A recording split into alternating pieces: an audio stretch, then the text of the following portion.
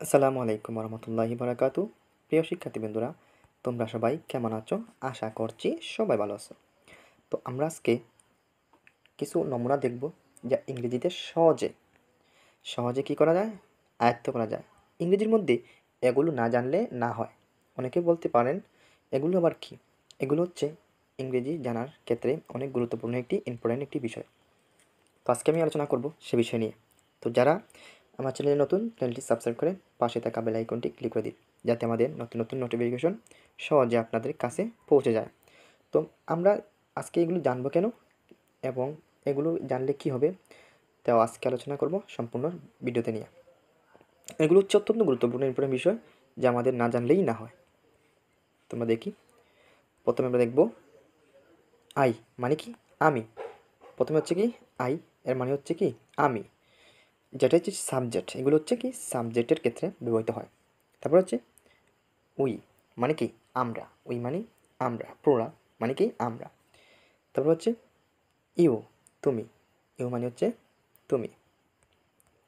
তারপর হচ্ছে হি মানে সে, মানে third person singular number he. তারপর হচ্ছে হিম, হিম মানে কি তাকে বোঝাচ্ছে, হিম মানে তাকে বোঝানো হচ্ছে। হ্যাজ বা হিজ মানে হচ্ছে তার, হিজ বা হ্যাজ মানে হচ্ছে কি তার। তাহলে আমরা আসলে চিনতে পারলাম এগুলো সম্পূর্ণরূপে আমাদেরকে আয়ত্ত করতে হবে। সম্পূর্ণরূপে আমাদেরকে কী করতে হবে? আয়ত্ত করতে হবে। না জানলে এগুলো হয় না, কারণ এগুলো আমাদের ইংরেজির ক্ষেত্রে অনেক গুরুত্বপূর্ণ একটি বিষয়, যা এগুলো হচ্ছে প্রত্যেক ক্ষেত্রে আমরা যখন এগুলো ব্যবহার করি, যেমন স্পিকিংয়ে ব্যবহার করি, আইএলটিএসে ব্যবহার করি এবং ইংলিশ গ্রামাটিক্যালে ব্যবহার করি, এগুলো জানা অত্যন্ত হচ্ছে জরুরি। জানা হচ্ছে কি জরুরি। তো আশা করব আমি তোমাদেরকে আজকে যে এই টপিকগুলো নিয়ে আলোচনা করব সেটি তোমরা ভালো করে বুঝতে পারছো। আমরা পরের স্লাইডে চলে যাব, তারপর দেখবো এখানে কী কী রয়েছে।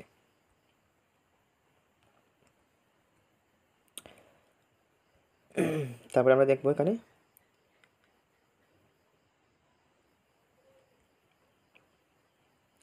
আচ্ছা, আমরা এখন আবার পরের স্লাইডে আবার চলে আসছি।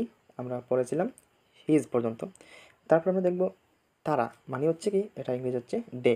দে মানে কি তারা, দে মানে তারা।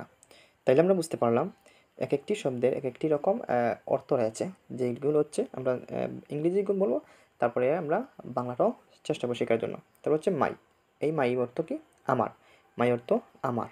যেমন আমরা this is my pen, this is my book, this is my apple, this is my bag. তাহলে আমরা বুঝতে পারলাম এটা হচ্ছে মাই, এটা হচ্ছে আমার। তারপর হচ্ছে আওয়ার, আমি এগুলো সরিয়ে দিচ্ছি, ঠিক চলে দিয়ে মার্ক দিয়েছি, সেটা হচ্ছে কি আওয়ার মানে কি আমাদের, আওয়ার মানে হচ্ছে আমাদের। তাইলে আমরা দেখতে পারলাম। তারপর হচ্ছে আরেকটি রয়েছে ইয়র মানে তোমার, ইয়র মানে তোমার।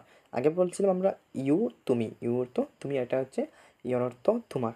তাহলে আমরা এগুলো দেখতে পারলাম। এগুলো মুখস্থ করা অত্যন্ত গুরুত্বপূর্ণ, মুখস্থ করতে হবে তোমাদেরকে, এগুলো মুখস্থ করতে হবে। আর মুখস্থ করা যেটা হচ্ছে তার ক্ষেত্রে আমাদেরকে সেটা হচ্ছে বিষয়টি হচ্ছে বোঝা। বিষয়টা আমাদেরকে কী করতে হবে? আগে বিষয়টা আমাদেরকে বুঝতে হবে, ভালো করে বিষয়টি আমাদের বুঝতে হবে, তাহলে আমরা আসলে বিষয়টা জানবো। তো আজকের ছিল গুরুত্বপূর্ণ টপিকের বিষয়ে আলোচনা। আমরা পরবর্তী বিষয়ে আবার চেষ্টা করব আলোচনা করার। তো সবাই সুস্থ থাকো, ভালো থাকো। পরবর্তী ভিডিও নিয়ে আমরা আবার হাজির হব। ধন্যবাদ সবাইকে।